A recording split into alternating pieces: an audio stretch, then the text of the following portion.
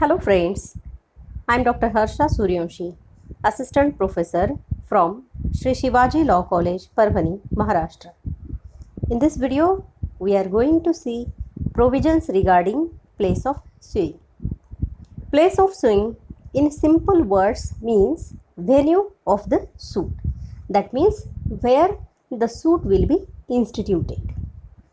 Section 15 to 21 deal with suits or place of suing.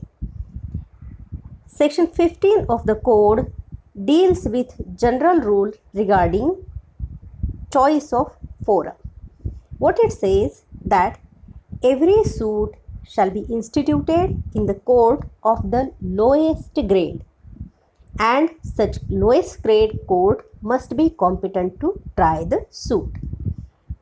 So, what the plaintiff is required to keep in mind that he is instituting the suit in a court of lowest grade, but such court must also be competent to try the suit. Now, while deciding the competency of the court or while deciding the jurisdiction, what are the factors that are taken into account? Let us see now.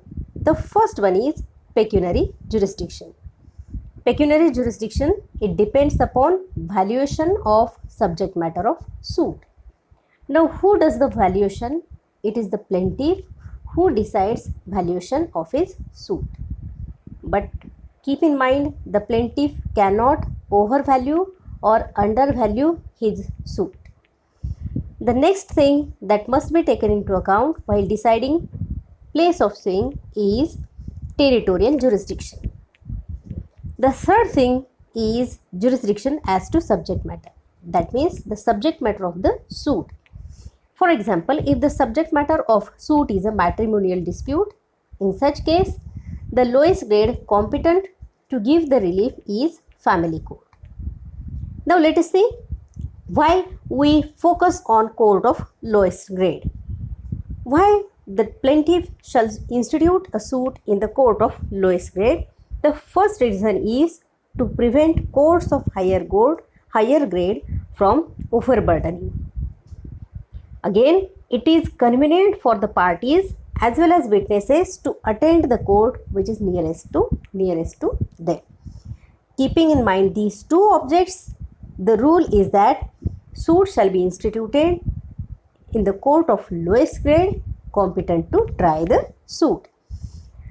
Now, the suits may be of different types.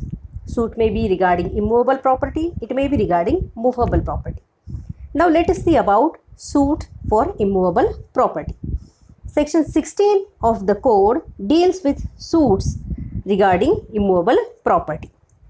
What it says that the suits relating to immovable property shall lie within the court or within the jurisdiction of the court within whose jurisdiction the property is situated.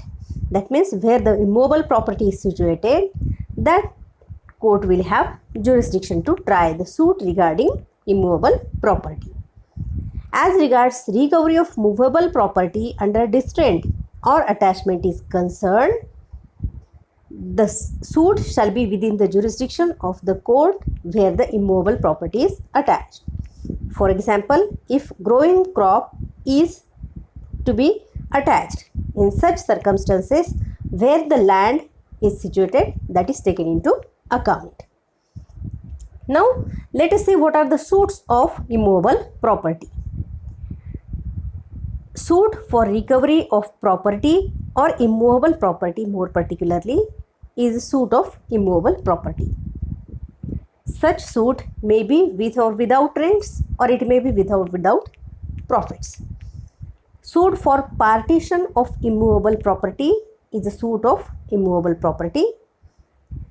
Suit for foreclosure, sale or redemption in case of mortgage or charge is a suit of immovable property. If any other right or interest is there in any immovable property, in that case, it is a suit for immovable property. If any wrong is done to any immovable property and compensation is claimed in a suit, it is a suit of or suit for immovable property. Thank you friends. We will discuss further issues in further videos. Thank you very much.